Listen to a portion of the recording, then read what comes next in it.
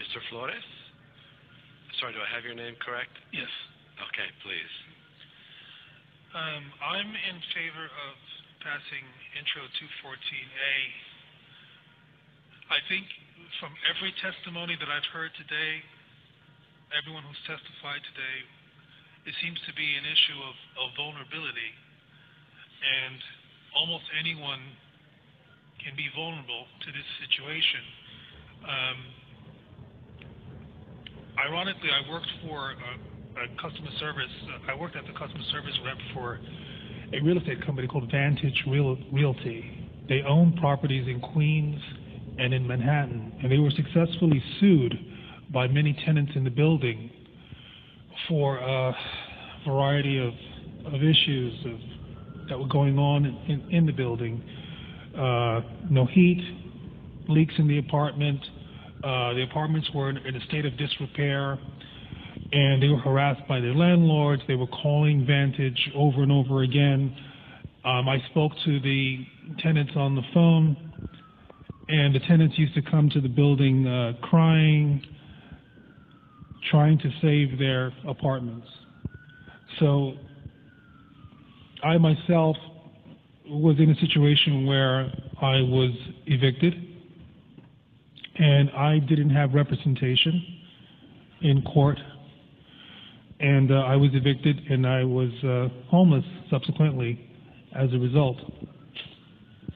So personally, I'd just like to say that I think that anyone can be vulnerable to this situation, and if they pass Intro 214, which I believe they're going to, it may be able to help everyone now and in the future. Thank you, Mr. Flores. A very powerful note to conclude on. Thanks to everyone for joining us tonight. And I'd like to cue my colleague and partner in this effort, the great council member Vanessa Gibson, for some concluding words. Ladies and gentlemen, you did it. Whoever's next. They already won. Okay, next. No. Whoever wants to go.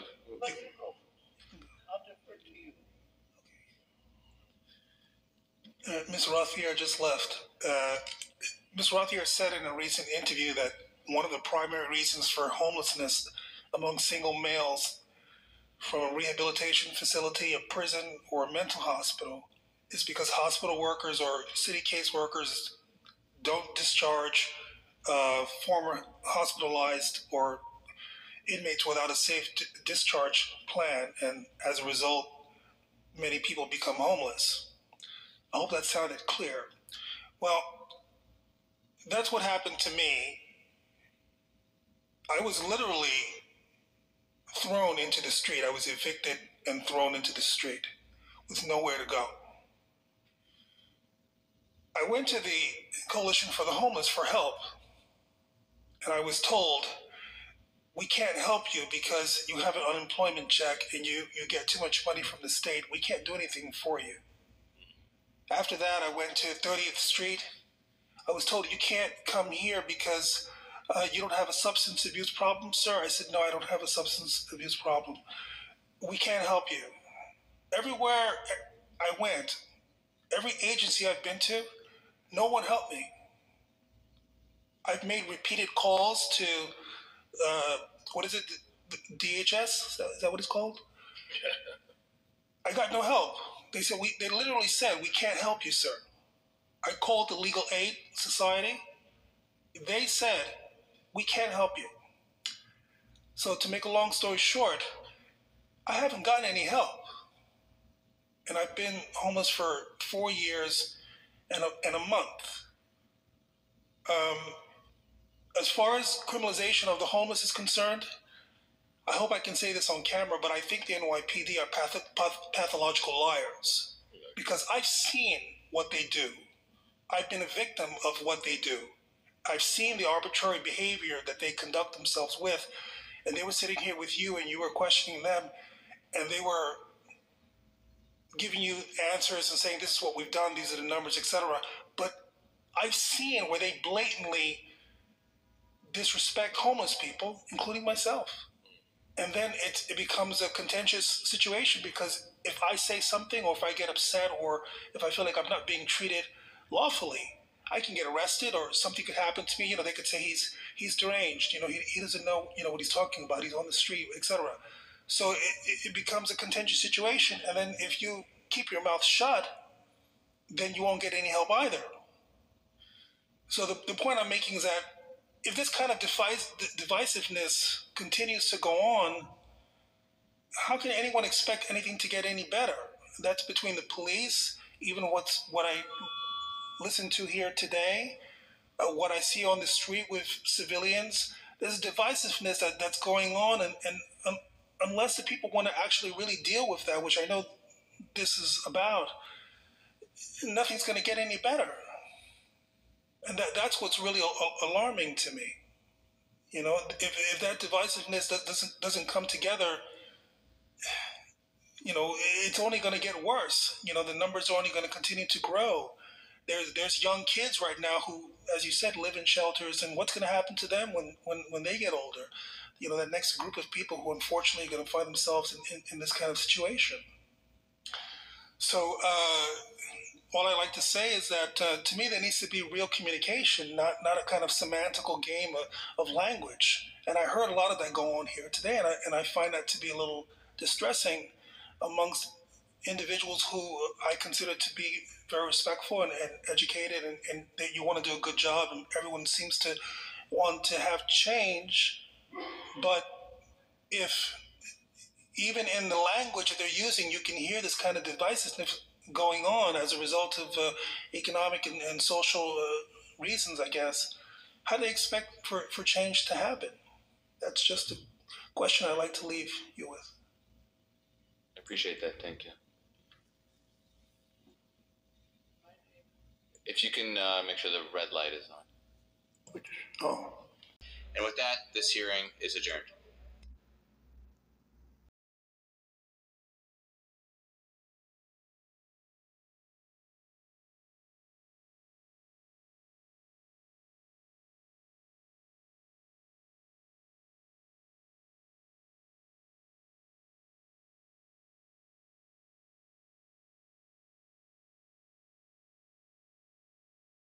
From Kingston Tenants Union here? I don't believe so. So now we have several different individuals. Call them one at a time. First, Richard Flores. Are you here? Oh, come on down. You're gonna... It's not a game show, but we're waiting for you. There's no... Well, yeah, that doesn't... Maybe a better price at the end.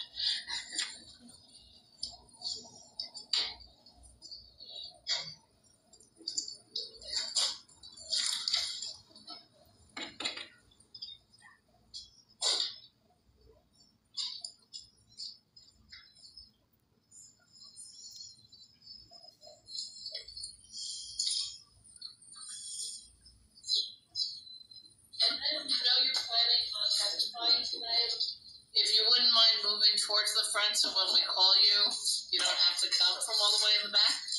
Thank you. Yeah, so just as Mr. Flores is settling in, the next person is, I'm sorry if I don't get your name pronounced correctly, Zoran Kwame Mamdani, and then Boris Santos, and is Karim Walker here. If you are the final individual. You get 3 minutes, but we don't need these. So begin when Mr. Flores.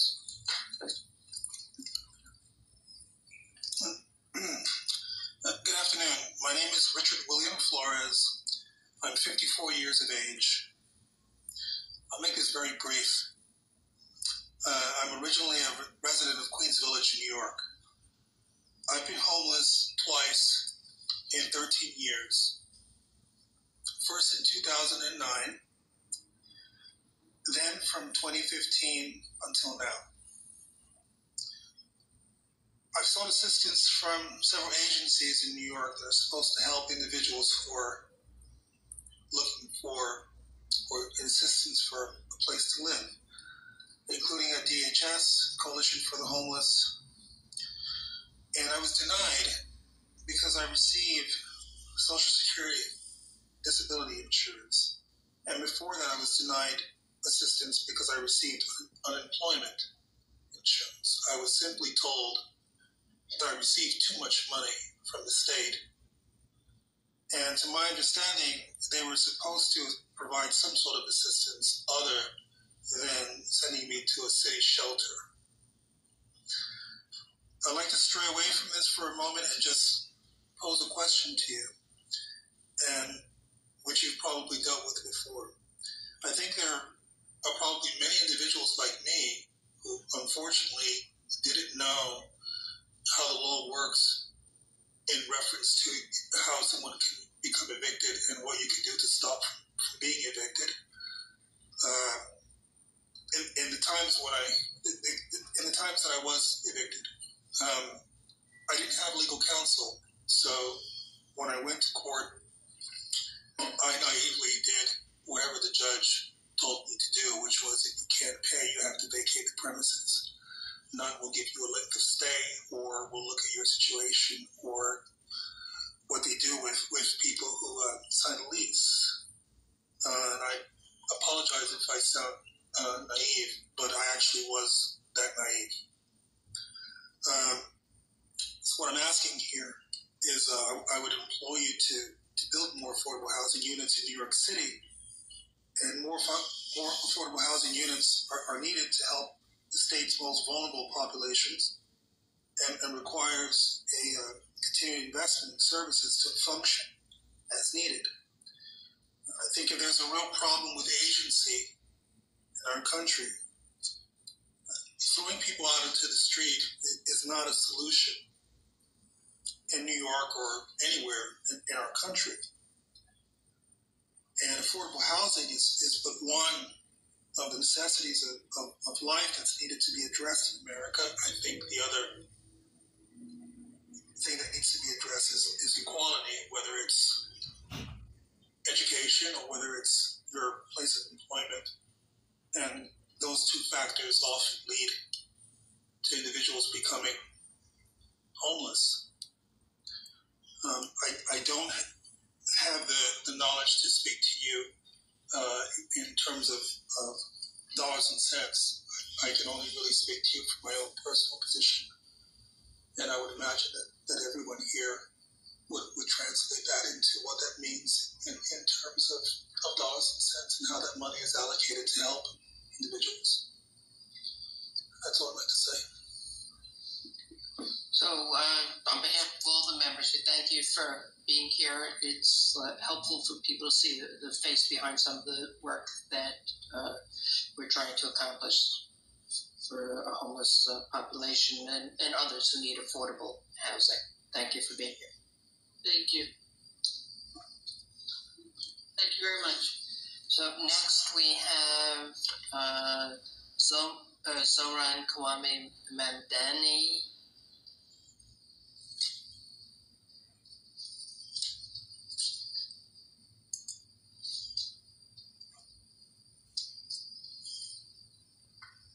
I have a couple questions, but I'm going to wait until the panel finishes first, and then go ahead. Richard, you may begin when ready.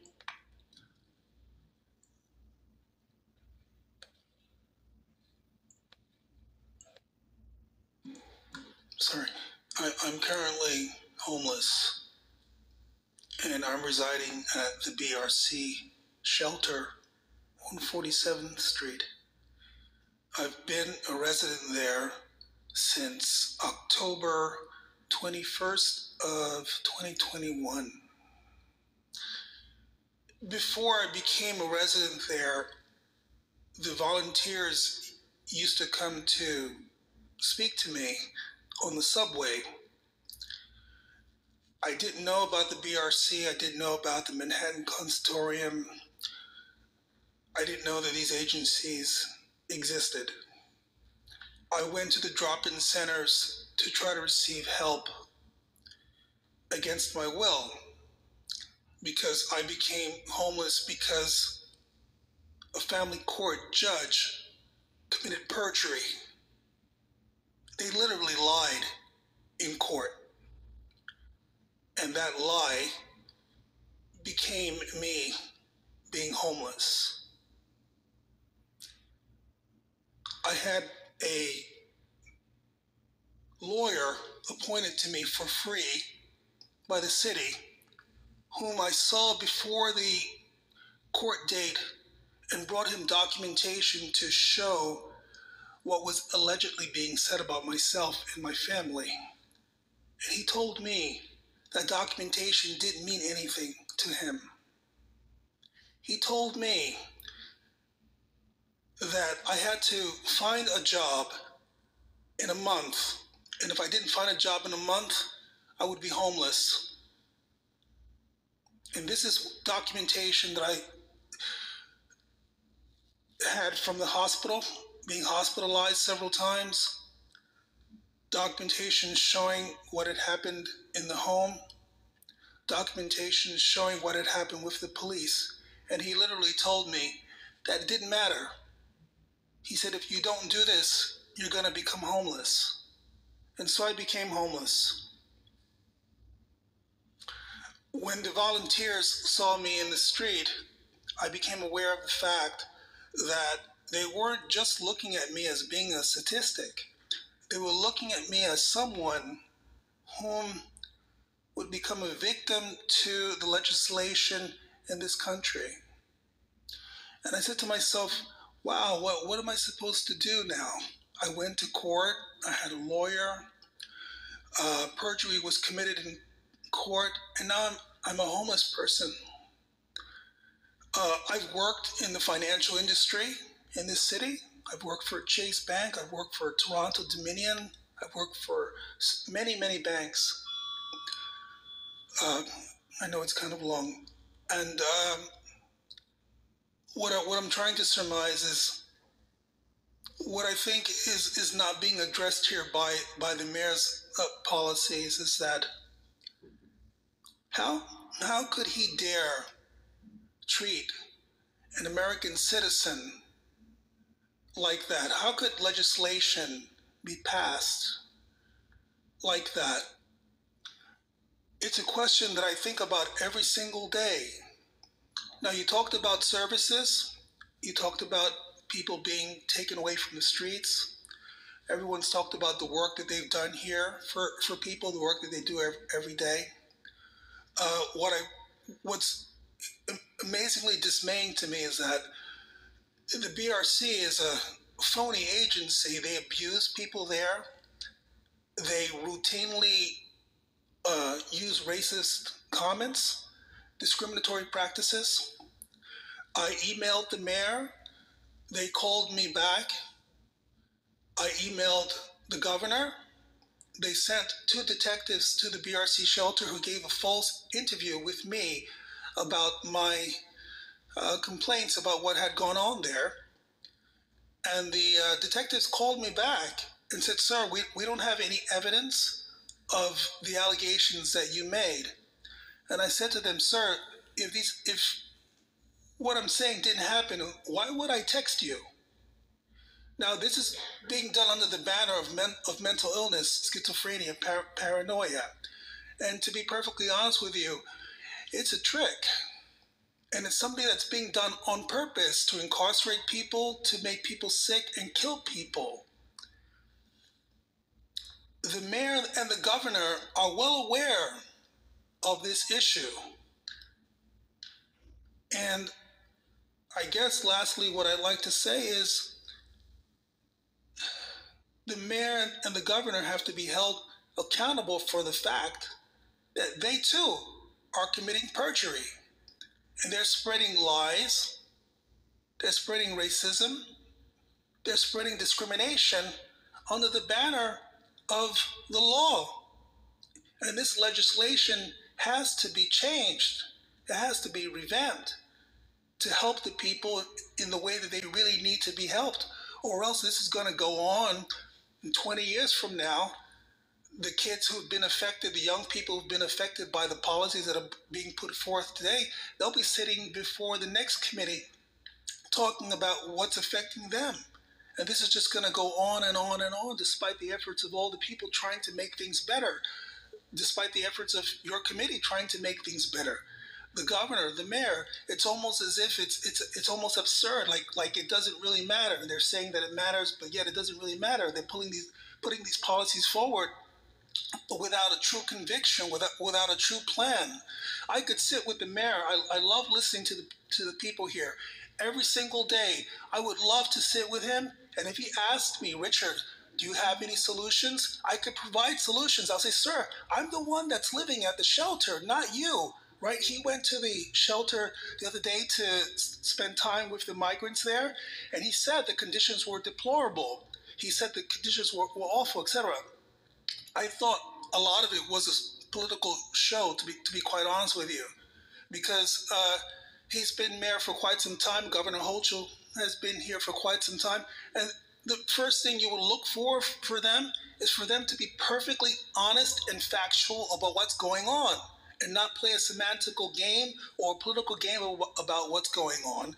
They should just simply tell the truth, and therefore, when the budget proposals are made, that money is supposed to be used to actually help the people.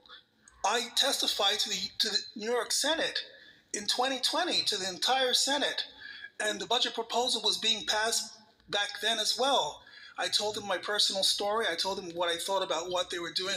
I told them about what their policies were doing. When we returned back to New York with the agency, the group that I was with, guess where I was? Out on the street.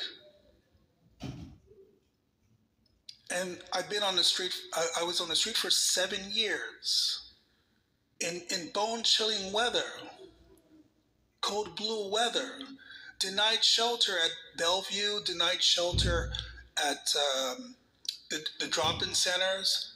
7 years. And that's a very traumatizing thing.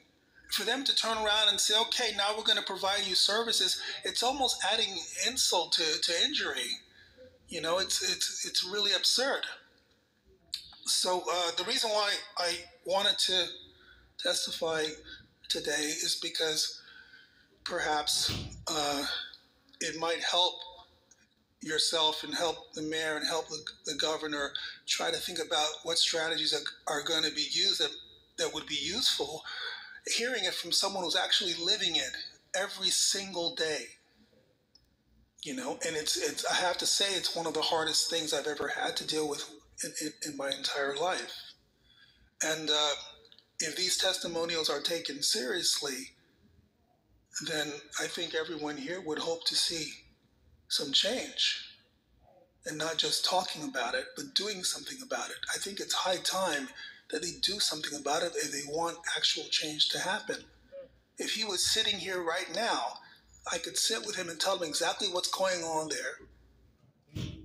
And they're supposed to say, okay, this is what we're going to do now. This is what we're going to change because we want these people's lives to be better.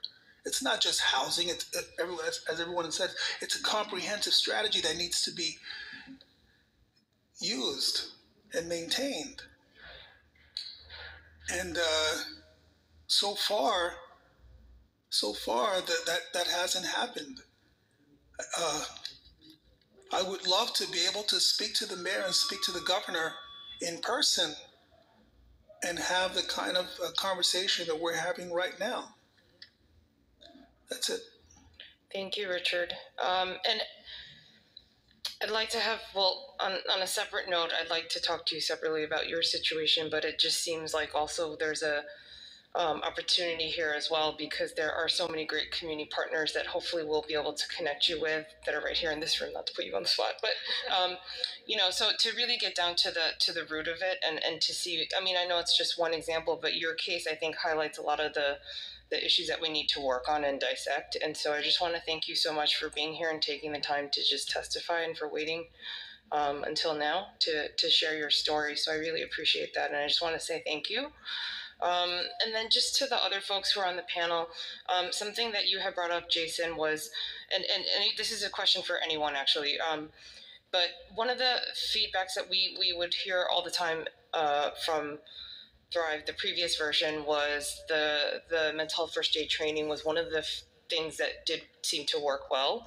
And I know that for us also, when I was at my CBO, we actually reached out to our faith-based leaders in a lot of the immigrant communities that were first gen that typically would, me growing up in the church, right? They would typically say things like, oh, you just have to pray harder or pray it away, right? And I was actually, to my surprise, pleasantly surprised because they were almost like craving and hungering for that type of training, because I think they knew and understood and realized that you know, there is a difference, for example, between spiritual and mental health issues. And I think, you know, not just the faith-based communities, but other communities, like you're saying, in your community garden and other folks that are around, you know, is that, you know, and we actually offered it and translated it ourselves because there was no one to translate it for us. And so we did this whole train the trainer model. And I'm just wondering if that is an effective type of training that you think we should also implement, not just within the city agencies and amongst the staff, for example, but also something that can be offered to any community member that's interested in it. So just wanted to get your thoughts on that real quick. We're now going to call up Richard Flores, please.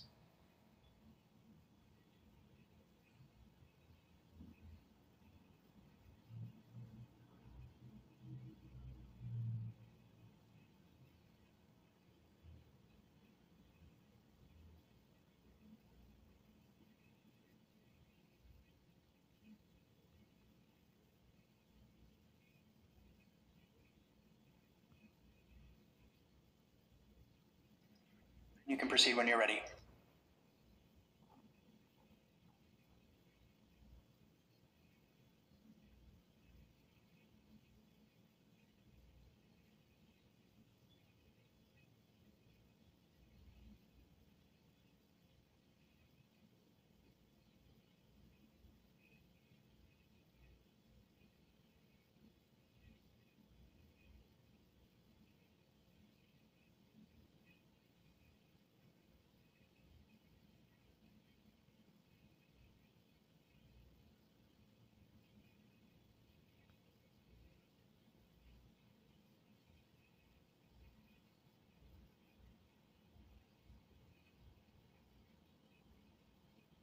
Hi. You ready? Yeah. I read on the website that they were covering providing vision testing and eyeglasses to low-income individuals for residents whose annual gross income is within 250% of the federal poverty level. Is that correct? That's correct.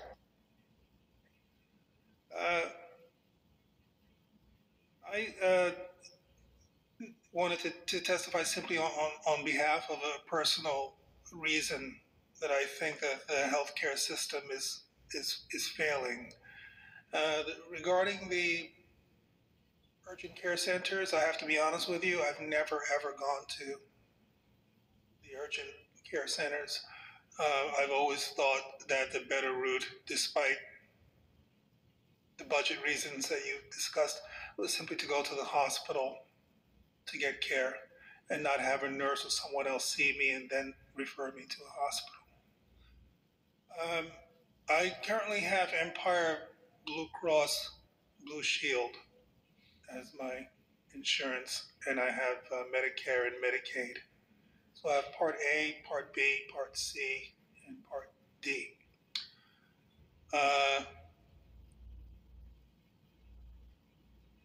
I went to the eye and ear infirmary last Monday simply to get a test for my vision. I'd like to be really blunt here, and hopefully you can use this data for what it'll be used for later. Councilmember Barron made a few remarks about discrimination and racism in the system and how that's impacting upon the system. The ophthalmologist I saw was this gentleman, Dr. Aaron C. Brown, at the Eye and Ear Infirmary, and he conducted the examination. What I'd like to say for the record here was that he did a very, very poor job of examining my eyes in the room. He didn't tell the truth about any pre-existing conditions that I have.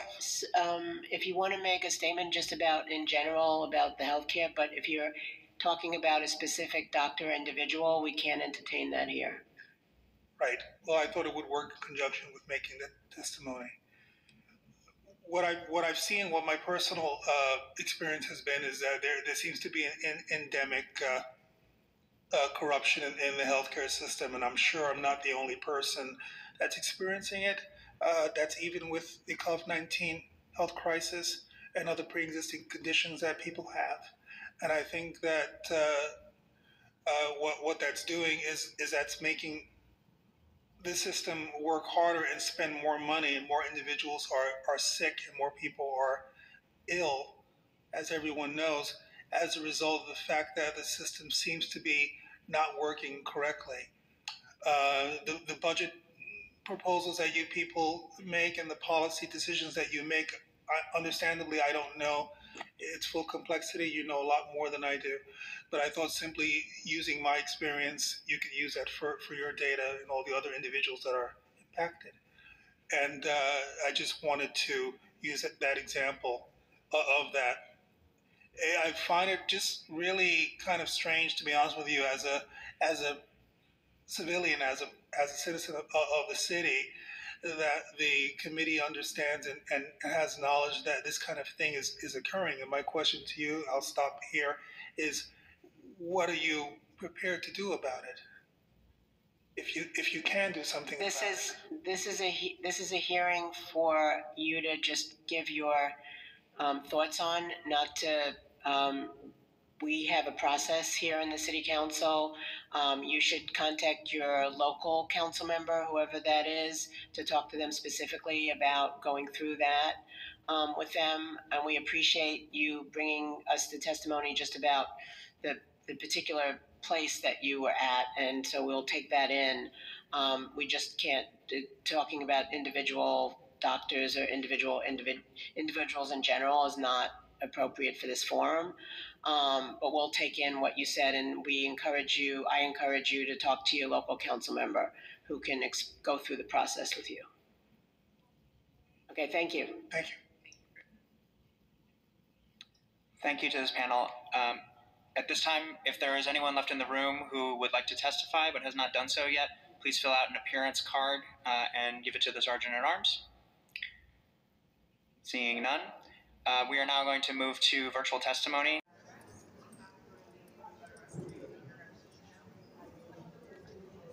They know that testimony doesn't have a leg to stand on.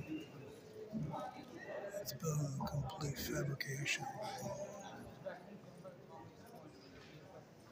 It is, but I guess they like it that way. They must.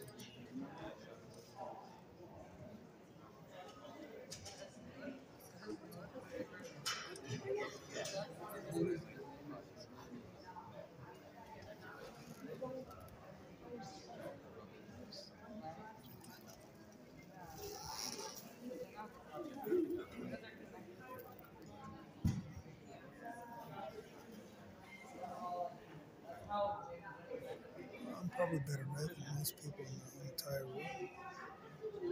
So what? Still cares about that.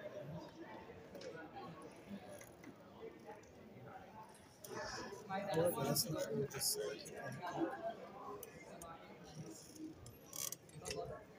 I was accused of being a Nazi sympathizer because I was really Nietzsche mythology. Look.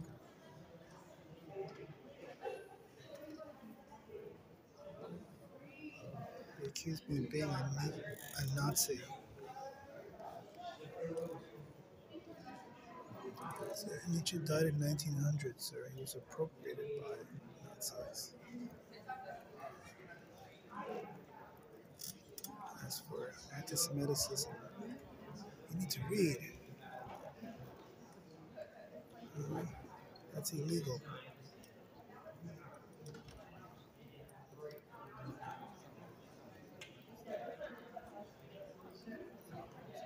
Stupid stuff like that. It's still defending it.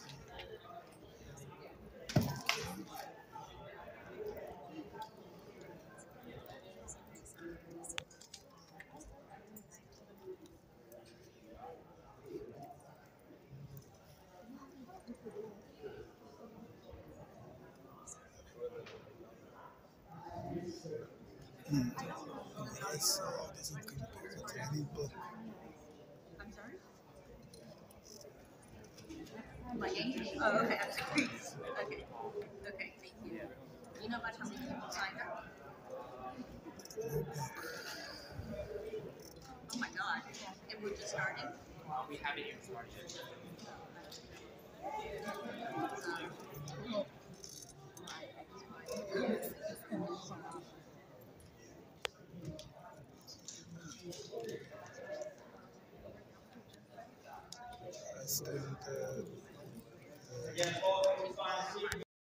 CG, Tiffany Sloan, Richard Torres, and Micah Gale.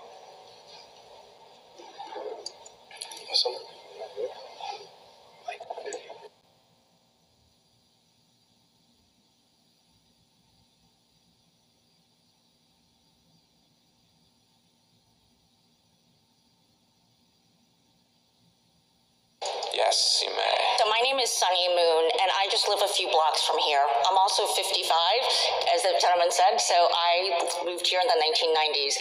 And this is what I want to say. I am a PTA mom. I live very close to here. I have a son in middle school. I'm one of those people who used to think it's just a few bad apples. My viewpoint has changed because every interaction I've had with the police in New York City has been negative and violent and scary. The first time that I had an interaction that really scared me was during the BLM protest. I was just outside by Union Square. I was standing on the sidewalk, and later I learned it was the SRG. They lined up, and without a warning, they didn't even tell anybody that they were going to do anything. I was on the sidewalk. I was legally on the sidewalk. They turned around and started beating us, and I was hit with a baton so hard that I had a bruise for a week for standing on the sidewalk. Nobody gave me a warning. I pay taxes for that. The other thing that I witnessed was I was also at a vigil for Jordan. I'm sorry, I'm blanking on his last name. There was a young man. Neely. There was a young man that I was worried about who the police had done something to him, that he was bleeding from his head. And I thought he had a concussion. And how do I know that? I'm actually a medical doctor. I'm an MD. And I said to the policeman, he probably has a concussion. Please get him medical care. They ignored me. This was a vigil. It was peaceful until the police got there. I saw them tackle a reporter. I also saw them taking down an elderly man who was using a cane. They ignored my pleas for medical assistance for a young man who was bleeding from his head, who looked like he had a concussion to me because he wasn't focusing and he looked confused. The other thing that I want to talk about is the Planned Parenthood protest. I'm so disgusted. As I mentioned, I have a medical background. These are patients going for medical care, and you know those protesters, some of them actually show up dressed as clinic providers. Do you know that? There's somebody who shows up there dressed up like a Planned Parenthood volunteer, and one time there was somebody wearing scrubs there so that people would think that they were a nurse. That's actually illegal because they're impersonating people to defraud people so that people who are going to Planned Parenthood think that they're members of the staff when they're really trying to talk them out. But the police act like... We're at time, if you can wrap. No, I just want to say one thing. The police cars say courtesy, protection, and respect. None of that is happening. We've talked about how much money you're wasting, but what you're also losing, which you'll never get back, is the average citizen like me in New York City saying the police are not doing their job. They make it more dangerous. And another thing, I reported an assault, and they told me because the person pushed me down and didn't hit me, he said it was harassment. And this is during the height of the anti-Asian hatred. And I was targeted, but the police refused to take my report and said it was harassment and not assault, even though I was pushed down to the ground to the point where I had a bruise. So there is something very wrong. It's not a few bad apples. It's the whole system, and we don't trust you. And this is the second time I've come back. Last time I was here until 10:30 testifying while my son was waiting for dinner. This is not okay. Thank you for your testimony.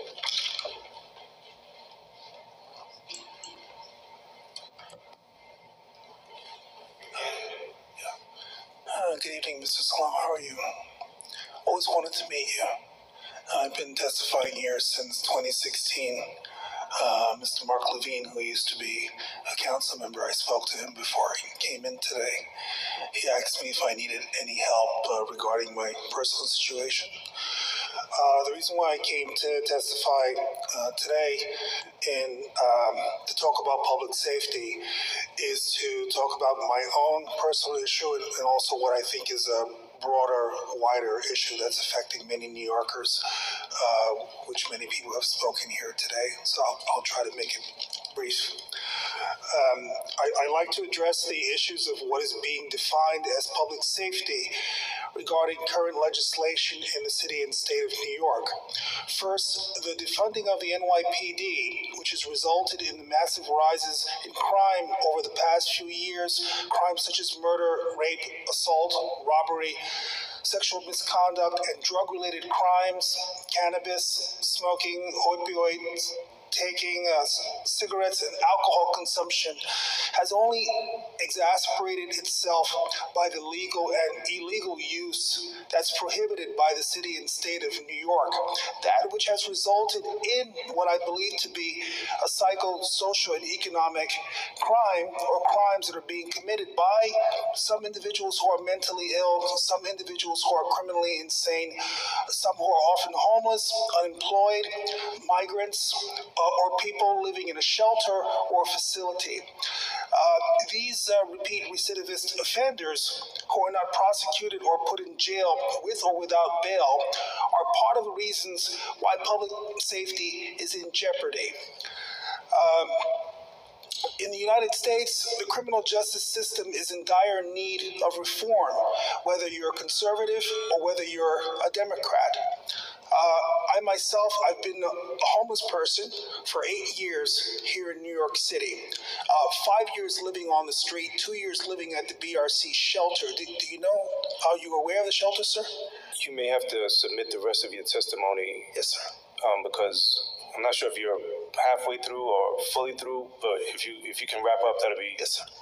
What I wanted to be made known about the BRC shelter is I contacted Governor Hochul's office over 2 years ago, and she sent some state detectives there to do an investigation whether they were actually harassing the clients who lived there.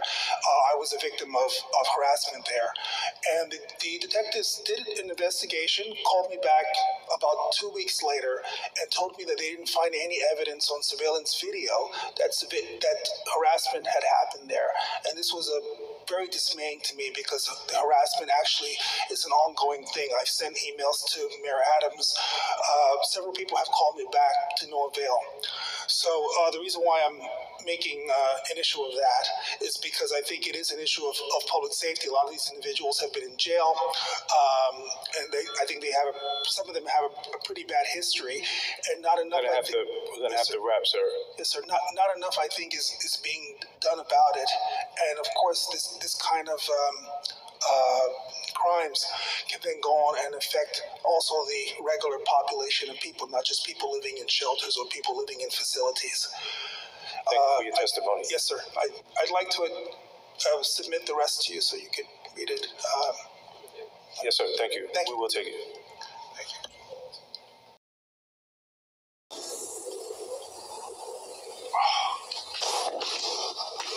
You have evolved from worm to man, but much within you is still worm.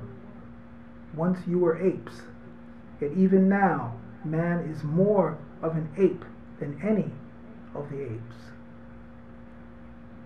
Friedrich Nietzsche.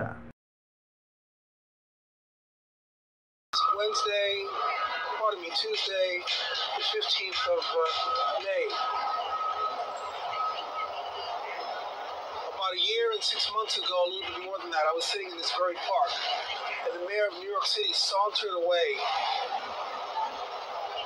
from City Hall, where I'm sitting right now. Later that afternoon, I was assaulted sitting here at City Hall. By whom, I don't know. And then after I was assaulted here at City Hall Park, I went to the McDonald's down on Broadway to clean myself off. Well, it's 2 months and 6 months has passed by. I've been inside City Hall, fighting for renters' rights, so that way they won't wind up being out on the street, being evicted out on the street illegally by the same people who gave de Blasio money, so that way this faggot ass can continue to be the mayor. And he lies, and he said that he never took money from these type of people before. They didn't give any money. Well, then I guess the Post and the Daily News and the New York Times, I guess they all lied. Because those were the people that gave him money to campaign his goddamn fucking campaign so he could continue to be mayor of this city right now.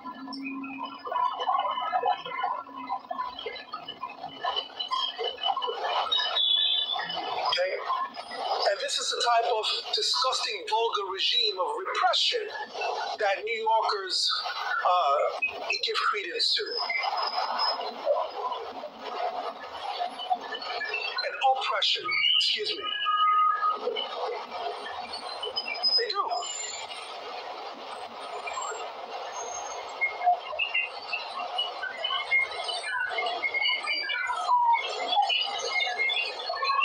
I don't need to read. When I moved to New Jersey, my expectations and altruistic feelings about life went up about 10 or 20 fold. Because I could actually live somewhere that was decent and not have to pay $15,000, $16,000, $17,000, $18,000, $19,000, $20,000 a year to live. In yesterday's paper, there's an article about some of the people who work in D.C., and even they can't afford to pay for the mortgages on their houses and live in a studio apartment near Washington, D.C. for about $15,000 a month. They can't afford it. So they'd rather sleep in their offices rather than pay that amount of money.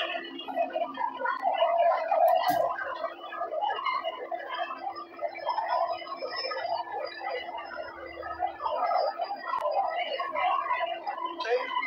And then you have pieces of shit around here who actually look down upon the fact that you might be privy to this type of information. They basically want you to be as stupid as you can be, so that way they can pretend that you're leeching off the system because you don't die while they're killing you. They don't care if you work before, if you had a place to live, they don't give a shit about any of that. They just don't want it to be them.